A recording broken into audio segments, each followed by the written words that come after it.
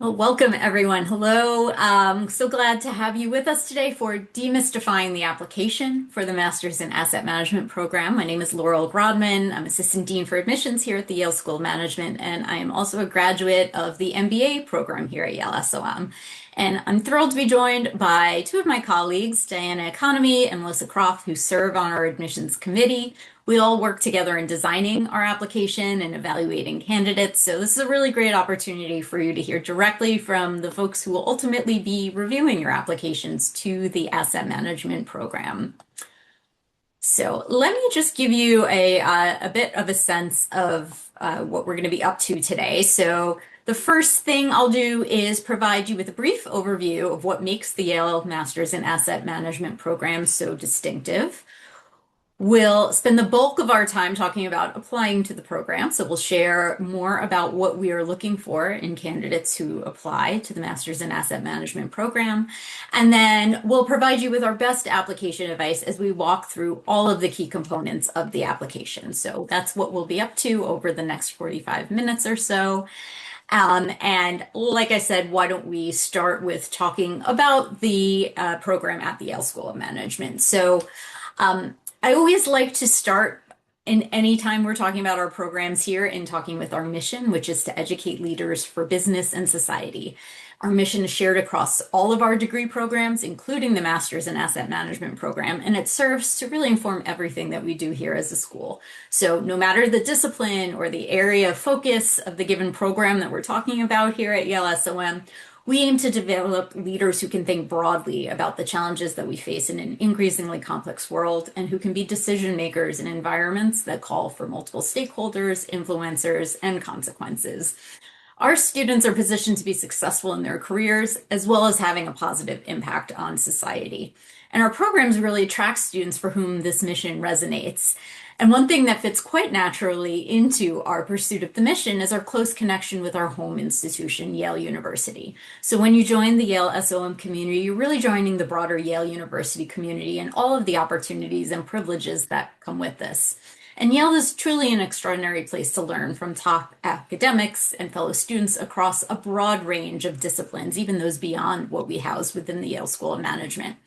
And so whether you're taking elective courses in our computer science department or attending a lecture on the future of energy markets that's hosted by the Yale Center for Business and the Environment, or CBAE, or if you're taking a class in quantitative investing with one of the asset management program founders, Professor Toby Moskowitz, the opportunity to connect with all that Yale has to offer is really an essential aspect of the Yale SOM experience. And it helps you develop into the type of investment leader who thinks across disciplines, incorporates varied perspectives when solving the big challenges in your future career paths.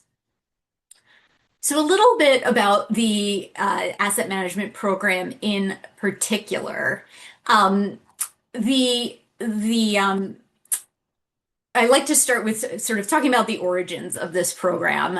The program was developed by Professor Toby Moskowitz, who I mentioned, as well as our longtime chief investment officer, the late David Swenson, who was the luminary who developed the Yale model of endowment investing that's used across the field today. And what I really liked about how the two of them conceived of this program was its alignment with our mission. They always felt that asset management industry was a place where you could both do good and do well. So it's a place where obviously you can generate considerable amounts of capital and wealth, but also an industry in which those investments can be deployed for the better of society, which aligns very nicely with our mission to educate leaders for business and society. So this program was really developed as a way to create leaders to take on this mission in within their roles. And so it is a quantitatively intense program combining academic theory and practice. Academic theory with cutting edge industry practice. And this was really what was at the heart of developing the curriculum for the program. You'll start with your core courses, which are primarily taught by finance faculty at the Yale School of Management, who are really doing cutting edge research in a variety of areas relevant to the field. And that is coupled with your elective pairings. And you can take elective courses that are both specifically developed for the asset management program as well as broader elective offerings within the Yale School of Management. And like I said before, even beyond the Yale School of Management. But many of those elective courses designed for the asset management program are taught by industry practitioners. So people who are putting these techniques and these ideas into practice every single day in their day-to-day work. So that combination of academic theory and industry practice was really at the heart of the design for this program. The curriculum also is comprised of what we call practical experience requirements. So it's an opportunity to put into practice the ideas that you're learning in the classroom, either through an internship or an investment-based case competition or working on research with a professor. But the idea is that in the time that you're in the program, you'll already have a chance to put some of these ideas into practice. And then last, a key element I'll mention about the curriculum is our asset management colloquium. So this is an opportunity to connect directly with investment leaders throughout a variety of different functions within the industry, to exclusively hear from the, exclusively within the asset management program to hear from these leaders in an intimate setting, ask them your questions, hear about their backgrounds and their career path. And it's truly unparalleled access to the leaders within this industry, so that you can see what a career in asset management looks like for many years to come. As I mentioned, the program is really embedded in this unique focus on ethical and responsible investing that was very important to the founders, that people practicing in this industry are doing it right, as they would say. It's a STEM designated program. So if you're an international student, this program is eligible for a STEM OPT extension, and it's targeted really towards early career candidates. And we'll get a little bit more into what that means as we go into the application itself. But generally speaking, it's for individuals who are either coming directly out of an undergraduate institution or who are relatively early in their careers to launch a career within the field of asset management. Finally, we have a joint degree option to earn both an MBA and a master's in asset management in 2 years. And so that is an option for you as well. And I should have mentioned at the top of this, this is a 9-month program. So it's a 1 academic year program. Obviously, we cram a lot into that experience within the year between the academic portions and the practical experience that you gain, but it's a very thoughtfully designed curriculum so that you will get everything you need to launch that career within that relatively short amount of time. So last but not least, before we start moving into the application elements, I wanted to address the question that I hear most often from potential applicants to the program: is a master's in asset management right for me? And that question can have a lot of different flavors. It could be, I don't come from a quant background, so is this the right program for me? I hear that the program is very quanty.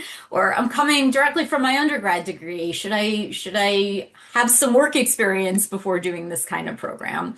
So starting with academic background, a strong quantitative background is definitely a helpful foundation to prepare for the Master's in Asset Management program. So courses in multivariable calculus or linear or matrix algebra, micro theory, probability statistics, and computer programming are not essential to be admitted to the program. But exposure to the subject matter through either your academic course of study or through supplemental study will definitely be highly beneficial background for the program. So we do ask applicants to note any previous coursework that they've had in these topics so that we can identify if you might benefit from additional quantitative exposure. We do have what we call our summer self-study program. So if you haven't had exposure in any or all of these areas, you can get some preparation before coming into the program. But again, you can see from the array of academic backgrounds, not everyone is coming from a super quanti background, although most people have had at least a decent amount of this quantitative exposure to feel prepared for the program. When it comes to professional background, as you can see here, this is information from the class of 2026, our current students who are in the cohort. The program really is targeted towards early career professionals. So this refers to being early in your asset management career, whether you're coming directly from an undergraduate experience or you've been working in another field and looking to make a pivot. But as you can see, about 60% of our students were coming directly from an undergrad experience, and the remainder who have some work experience tend to cluster in that 1 to 2 kind of year range, though we do have people coming in with deeper experience in this as well. So what this means is we expect to see a real range in quantity and depth of professional experience from those who apply to the program, as well as distance from your academic studies. And so as part of our holistic admissions process, we rely more heavily on your academic experiences and perhaps internship or research experiences if you're a current senior or a recent graduate. And if you have more professional experience, we'll incorporate that depth of experience into your review process. So we like to say we're meeting you where you are. We're evaluating everyone based on the same overall criteria, but depending on where you are within that trajectory, that's what will sort of set our expectations for your individual profile. All right, so let's kick into the application process. So from a highest level, we're really looking for three fairly simple things when we're evaluating an application. We're looking to understand your academic preparedness with a particular lens of assessing your quantitative preparedness. We want to set people up for success in the program and make sure that you have the baseline to succeed academically in the classroom. We're looking for your professional impact and potential, and this can be demonstrated through your work experience, your extracurricular involvement, your personal interests. Just like I said, we're meeting you where you are professionally, but we're assessing the exposure that you've gotten and what I'd like to call applied experiences that you've had to date. And then lastly, we're looking for your desire to make an impact in the field of asset management immediately after graduating from the program and beyond. This is a highly specialized program. This is not a broad-based master's in finance. We're looking for people who are truly passionate about investing, who want to make an impact in this particular field, and who have really given some thought to that before applying to the program. So really everything that we're reviewing within your application ties back to one or more of those areas that we're assessing. It's as simple as that. And here you can see sort of a general overview, and we're going to go section by section and look at some of the specifics here. But you'll see sort of a general overview of what the application components consist of. We're looking at all of these things holistically to pull in the information we need, given each of your own unique academic histories and your professional experience and your personal backgrounds. And what this means is there really isn't one ideal candidate for our asset management program, but rather students can come from a variety of different academic and professional backgrounds and find success within the program. And like I said, we'll dive deeper into each of these components of the application and offer you some really practical guidance on how you can present your best application. We also get a lot of questions about scholarships, so I'm just going to address that up front. All admitted students are automatically considered for merit-based scholarship. There's no separate essay or application required. Scholarship recipients are really chosen based on their exemplification of the three admissions factors that I noted earlier in the perspective that they'll add to the class, and you're notified of your scholarship award at the time that you're admitted. There are also a limited number of scholarship funding sources available based on demonstrated need, and that process comes after admission. So it's a primarily merit-based process with a little bit of room for need accommodation after the point of admission. A final point before I'll hand things over to my colleagues. I'll note that we have one application deadline for this program, and it's coming up just a little bit less than a month away. So the deadline for the Master's in Asset Management class of 2027 application is January 8th, and we'll release all decisions on March 26th. So that gives you a sense of the time frame there. With that, I'd like to turn things over to my colleague Melissa, who'll start our review of the application components with the elements that relate to our assessment of your academic program. So thanks so much, Melissa. Thank you, Laurel. Super excited to have you all here today. When it comes to talking about your academic profile, we are looking to set candidates up for success in a very academically rigorous program, just like Laurel mentioned. And that means that we're looking for evidence of strong academic performance in your studies to date. Like Laurel said, no matter what area of study you might be coming from. So just know, first things first, that there are no particular majors that are preferable to others as your evidence of intellectual curiosity and exposure to different areas in your study is viewed as a positive across the board. So that means that we will admit students who come from areas like finance or economics, but we'll also admit students to the program who maybe studied chemical engineering or political science, or maybe someone who double majored in French and psychology. And I say that because that's a specific example that has happened before. And so now, really looking into the meat of assessing your academic preparedness. Like Laurel mentioned, we're looking at a few things in combination. So, for specifically, today's session, I'm going to talk about your transcripts, your test scores, any courses or certifications that you might have pursued outside of your formal studies.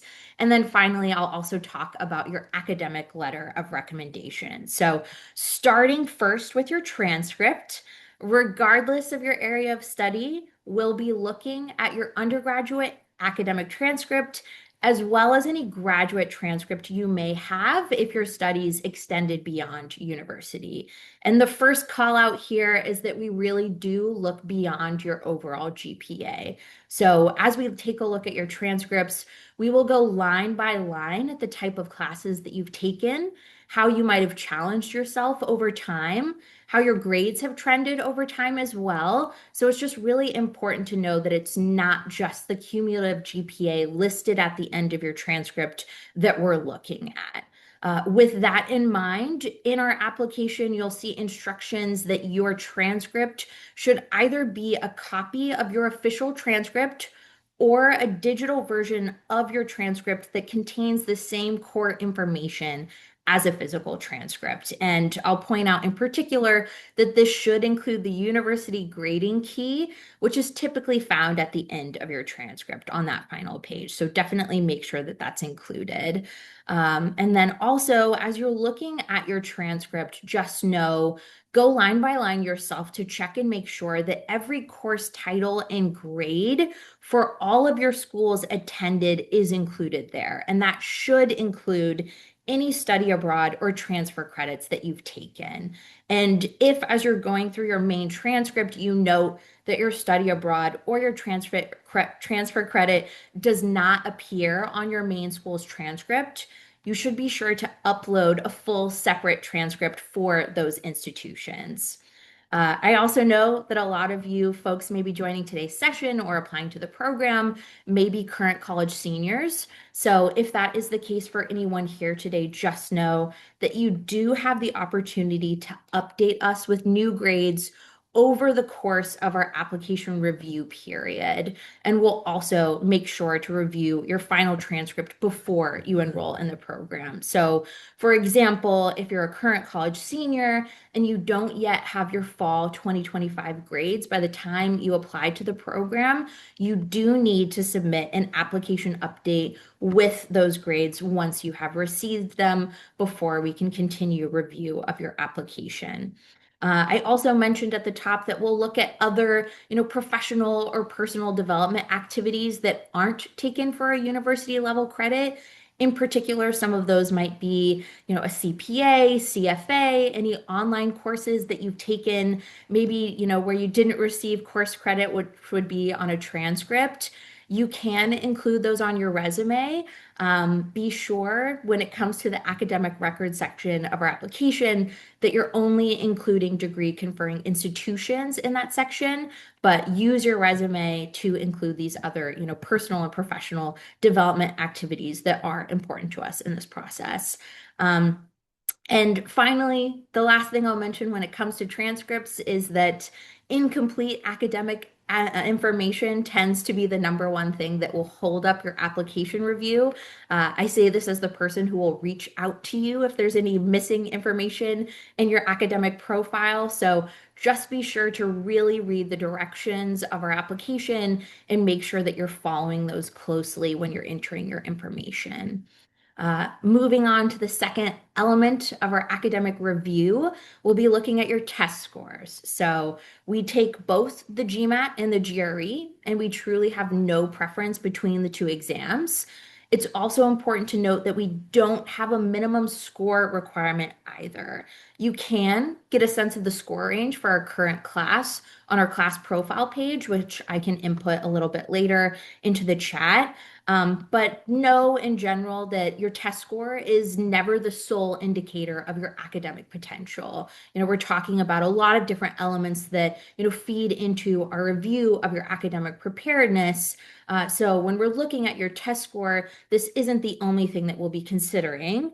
But a strong test score can be a really helpful counterpoint to potentially weaker undergraduate performance, or it can help establish quantitative preparation for the program if you haven't had as much official exposure while you were in school.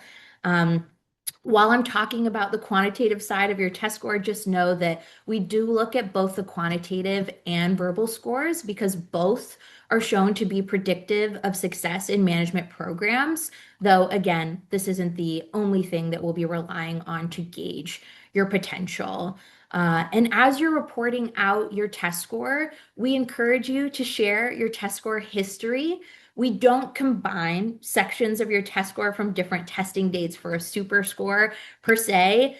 We will use the highest score achieved in our evaluation, but seeing your testing history provides us with a more comprehensive view of your exam history. So, for example, maybe you scored higher in the quant section of one test, but it wasn't your highest test score overall. Maybe vice versa, same thing with your verbal score instead. And that's really good information for us to have when we're gauging your preparation for our program. So definitely feel free to share multiple test scores for us in our application process.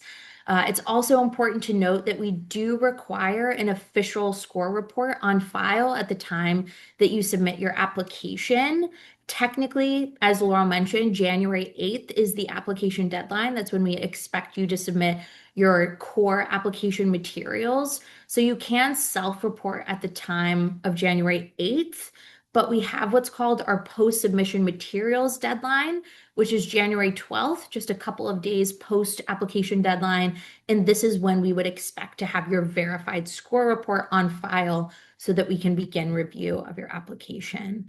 And then last but not least, I want to talk a little bit about your quantitative profile. Actually, not last, I forgot. I'll also talk about your letter of recommendation, but want to touch upon the quantitative profile a little bit. Like Laurel said, this is not a requirement for those applying to the program. And obviously, this program does not require that you exclusively focus on quantitative concepts, but a certain level of quantitative preparedness in specific subject matters will give you the foundation that you need to dive into the coursework and really be successful. So we do want to take a look in our academic review of your application to see what exposure that you've had to date in certain quantitative topics. For some of you, maybe you've studied econ or math and you naturally have a really good deal of quantitative exposure in your curriculum. But it's also possible, maybe, like I said, that you studied a different topic. Maybe you studied chemistry or you've earned a liberal arts degree. So you have some exposure, but don't necessarily have a ton of quantitative preparation. So I think it's important to highlight what we're looking at here. So first things first, we'll take a look at the general quantitative exposure from your transcripts. So what sort of classes did you take that involved quantitative concepts? We'll also be a little specific as to the areas that we're considering, and we'll ask you to identify in your application on the academic record page some quantitative courses that you've taken, as well as programming preparation.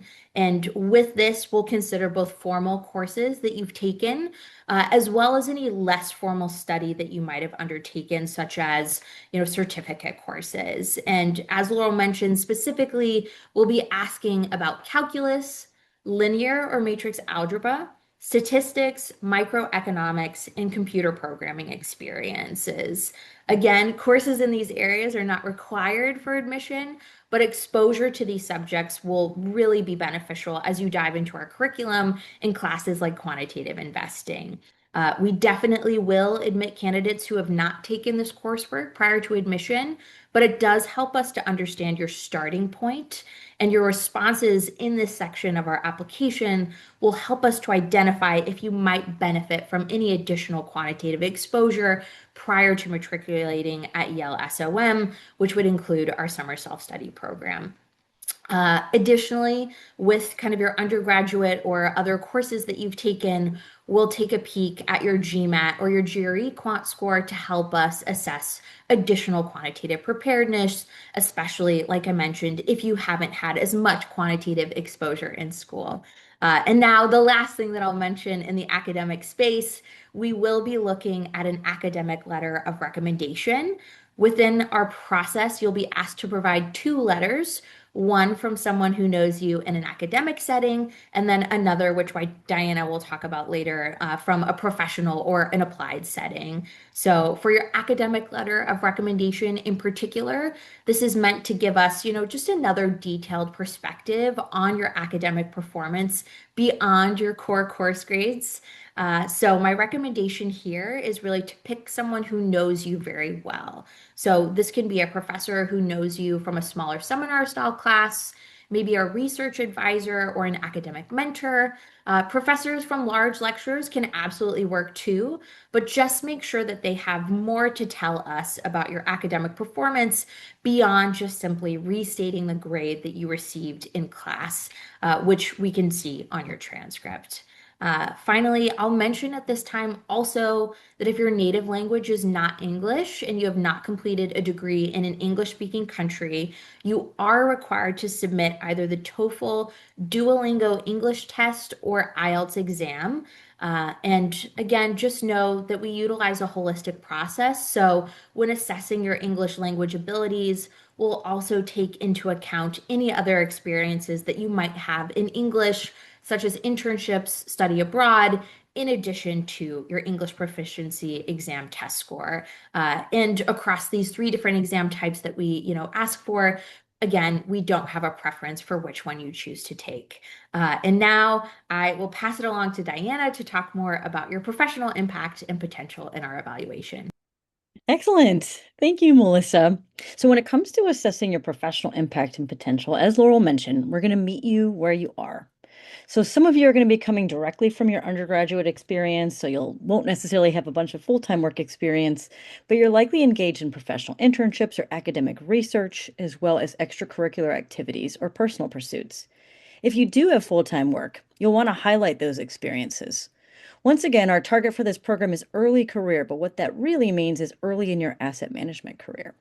So if you've gotten experience in another field but are looking to make a pivot, we're still interested in knowing how you performed in a professional setting in that other context.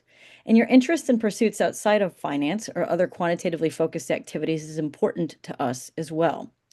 Even in the most quantitative asset management role, your ability to think strategically, connect the dots across industries and different disciplines, and communicate to and collaborate with others will be critical. So we're interested to see how you commit your time and how you operate and interact within a variety of settings. So when you're thinking about the components of the application that help us get a sense of what we're looking at. So the first is the resume. The resume is going to be a very important part of your application. So it should showcase in a clear and concise way your academic experience, professional experience, including internships or part-time work, research experience, or other non-classroom experiences you've had during school, and any volunteer work activities or interests that help to tell your story. In the Yale SOM application, you'll see that we provide a resume template. So good point to go open up the application and go find that template so that you can use it if you'd like. We do recommend that you try to keep your resume to one page, and you want to clearly communicate your work progression with start and end dates, as well as leave space for high-level academic experiences and additional information. Considering your resume is one page, it's going to be a very valuable exercise to hone in and what is going to be the most important, which makes it much easier for the admissions committee to identify these experiences and accomplishments. You'll want to focus your resume bullets not simply on the description of your jobs, but you want to highlight your accomplishments and the impact that you've had with each experience. If you've worked for an organization that's smaller or more locally known, it could be helpful to include a brief one-line description of the organization under the organization name on your resume. The resume is also a great place to include information about your involvement in things outside of work, as well as any certifications or coursework completed outside of your academic record. We read lots and lots of resumes, so make sure that you put it in a legible font with ample white space. This is going to help with its readability. Now, the work experience section. This section asks you to list all part-time and full-time work, internships, supervised research experiences since graduating from high school or secondary education. We feel that a detailed list of your employment experiences, in combination with a resume that highlights your individual responsibilities within each position, gives the admissions committee a better understanding of your career path to date and your potential to thrive in the asset management industry upon graduating from the program. You're going to want to take your time with each work experience entry. By dedicating time to carefully reflect and craft your entries, you can provide a more comprehensive and meaningful portrayal of your professional journey. We ask detailed information about each job entry, including but not limited to organization name, modality, how you secured the position. Please allow ample time to complete this important portion of the application, because rushing through it could allow for you to inadvertently limit the depth of information shared, leaving the committee seeking further clarity regarding your professional impact. And third, we're considering your workplace letter of recommendation. So Melissa talked about your academic recommendation. We also seek one workplace recommendation letter in addition to the academic letter. And this should be ideally from a professional or extracurricular supervisor or another individual who has worked with you in an applied setting. This can be an internship, full-time work experience, research, long-term academic project, or extracurricular leadership role. The best people to write your letters of recommendation are people who've supervised you and formally reviewed your performance versus asking someone based on a prestigious title. So if you've worked full-time or had an internship experience, you'll ideally get a recommendation from your supervisor, although there may be reasons why that's not possible, and you might want to share that in your optional statement. If your recommender's primary language is not English, know that we're reviewing for content versus their writing ability. And many candidates think this piece of the application is out of their hands, but I think that this is a piece that you can influence. I always encourage candidates to meet with their recommender or schedule a call when possible to communicate that you're pursuing this master's degree, why now, and what your rationale is. I would also jog their memory about projects or professional experiences you've had in their organization that the admissions committee might benefit from learning about. In this way, you're priming your recommenders to be reflective and thoughtful about writing a letter that will shed light on your performance at work or in the classroom, your trajectory, and your potential to excel in this program and beyond. And finally, the activities section. In the activities section of the application, we'll also ask you to identify the most meaningful undergraduate and post-undergraduate activities you've been involved with, up to 2 from each. And picking the top 2 gives us a sense for how much time you've dedicated to these activities. So you can, of course, include additional activities on your resume.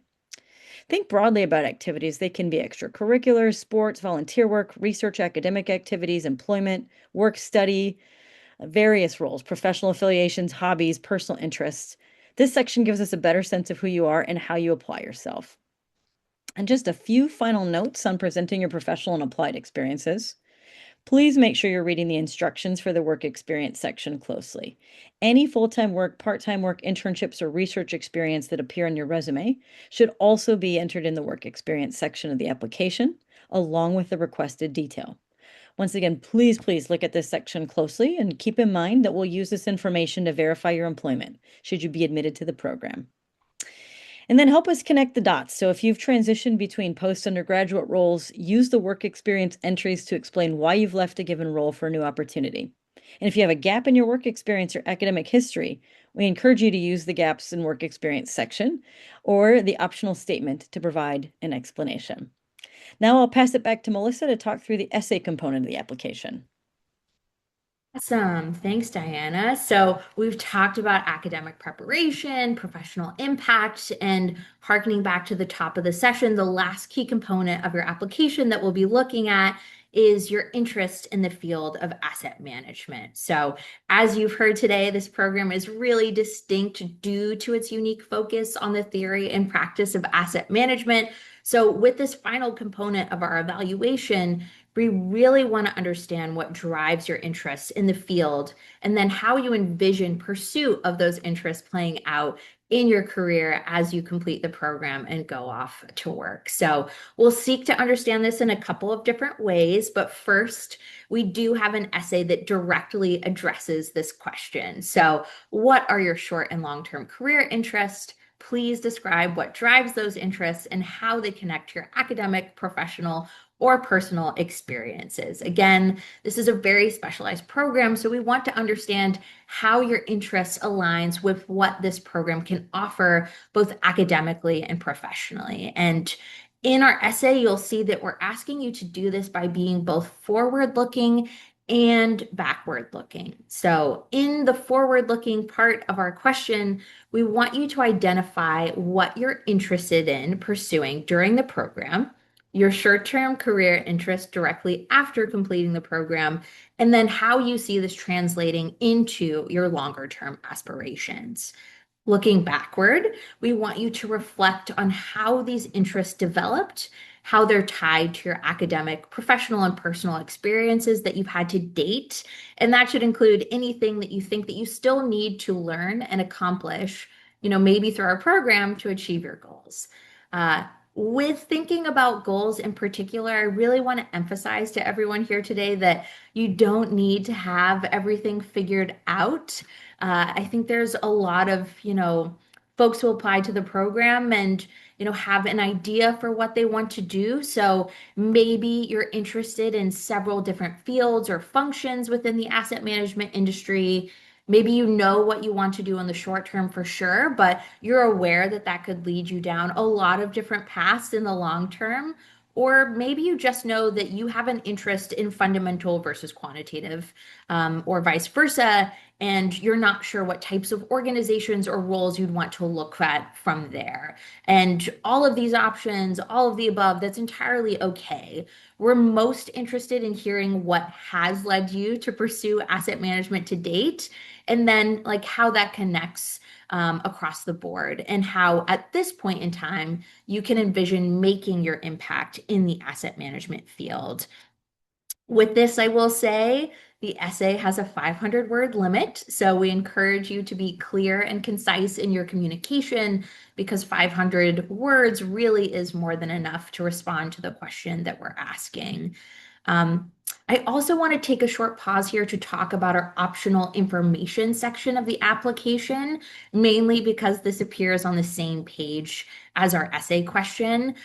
So we've talked about a couple of scenarios, both in academics and professional, spaces of our evaluation where maybe you would want to use the optional information section.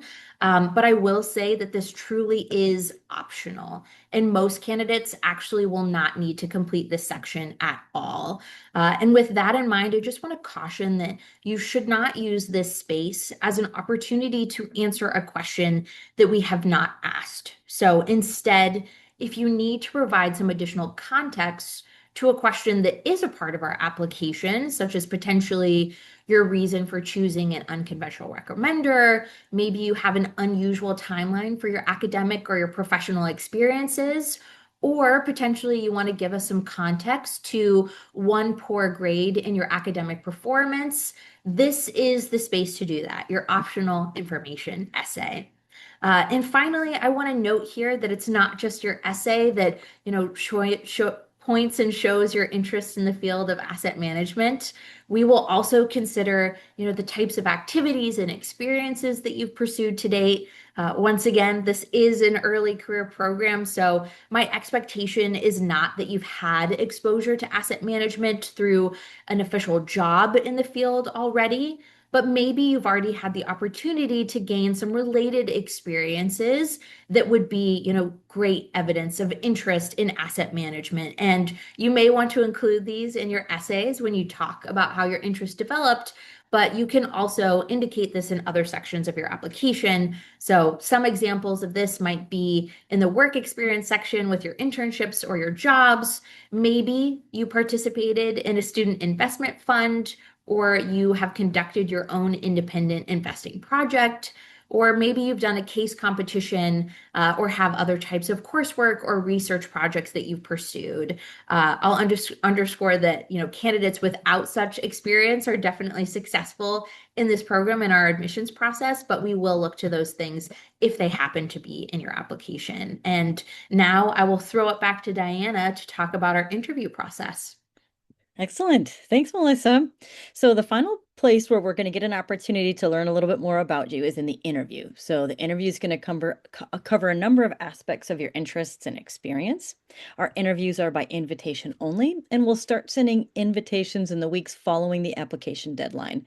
They do come out on a rolling basis, and an invitation can be sent at any point throughout the application review period. Interviews are conducted by a member of our admissions team over Zoom. So a few tips for you to think about. First, just thinking about the basics for interviews. You want to be on time. You want to be professionally dressed and come prepared. So the same tenets that you would have for any interview that you complete.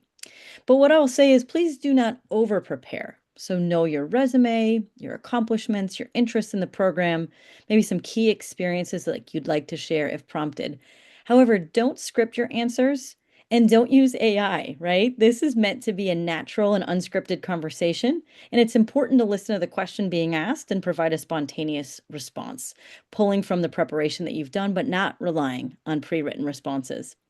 We've seen so many candidates trying to over-prepare for interviews by writing things down and answering questions that they think are going to be asked ahead of time. The conversation will go much better if you aren't 100% perfect, but that you deliver naturally and that you plan, to tell us who you really are and give us your authentic responses.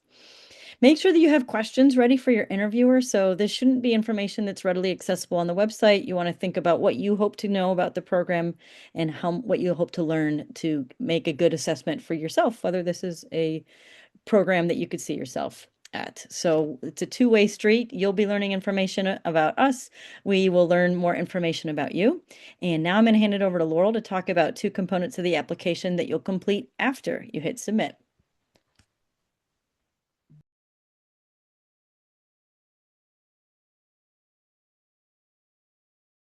I think you're on mute, Laurel. Oh, sorry about that.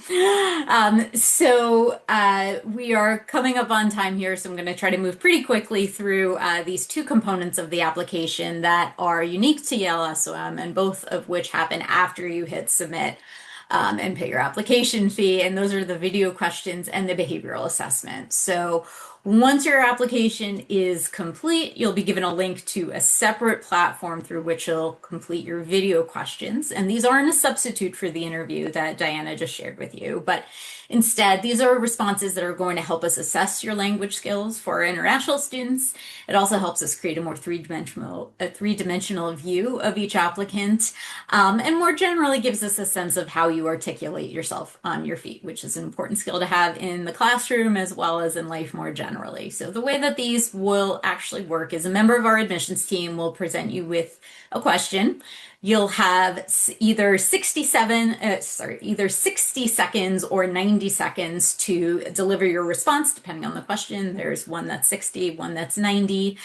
And these aren't meant to be trick questions. There's no preparation that's needed in advance beyond the self-reflection you're already doing to apply to graduate school and prepare for your interviews.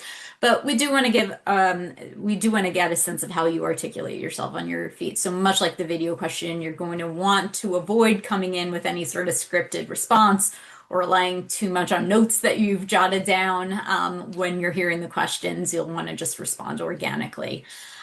There are actually 3 questions you'll receive, but the final question that you'll be presented with is going to require a written response. So you'll have 8 minutes to respond. And once again, nothing that you need to prepare for in advance. We want to give you a few different opportunities to share how you articulate yourself, both spoken and written. So a few pieces of advice here, just be yourself. Again, same advice goes as that Diana shared for the interview. We want to hear you and not a script, and definitely not something generated by AI. So a bit of honest reflection is really all of the prep that you'll need, and the rest is really just speaking in your own voice. Perhaps my best advice for this is to become familiar with the timeline. So, depending on who you are, 60 to 90 seconds can feel like an eternity or like it goes by in a flash. So, just practice what it feels like to be speaking for 60 to 90 seconds so that you'll be prepared for that. And you'll have an opportunity to utilize practice questions on the platform as well to get the hang of that. And then just avoid interruptions. You'd be surprised by how many cats and roommates appear in the backgrounds of these questions. We enjoy it. It might throw you off. So make sure you find it just a quiet, private spot to complete your video questions without distractions. And I anticipate this whole thing should probably last 25 to 30 minutes. So just put aside the time to do that. And then the last thing I will touch upon, oops, sorry, too far, is the behavioral assessment. So this is the second thing that happens after you hit submit.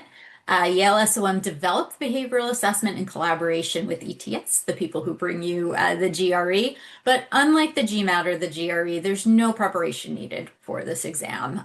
It is a non-cognitive assessment. So unlike the GRE or the GMAT, it looks at interpersonal and intrapersonal skills and competencies that we know through our research are associated with success in management programs. So you don't need to do anything in advance to prepare for the assessment. You don't need any specialized background or knowledge.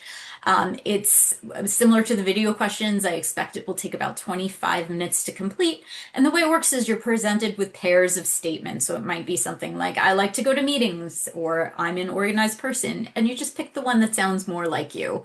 There are 130 of these, so you're not meant to stress or think too much about any one of them. Just move through quickly. The assessment's not going to be the deciding factor for admission. It can provide valuable information on the margins when used in context with other elements of your application. But my best advice for this is just don't stress. Set aside 25 minutes to complete it, and you will be just fine. So with that, I want to thank you for joining our session today. We hope that you found this information valuable. I know it's a lot of information at once, but hopefully a few things that you can grab onto there. We're really looking forward to reading your applications. We have a lot of upcoming events in which we are in a better position to take your individual kind of questions and thoughts about the process.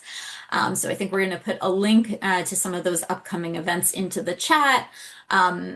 As well as potentially connecting with our student ambassadors. So we're talking a lot about the application process here, but obviously the students bring a whole different perspective on what this program can mean for you. So we encourage you to connect with them as well. And so with that, like I said, I highly encourage you to attend one of our more individualized events if you have questions that pertain to your specific application, which we very much look forward to reviewing in the coming months. So thanks so much for joining today. Thank you to Melissa and Diana, and enjoy the rest of your day.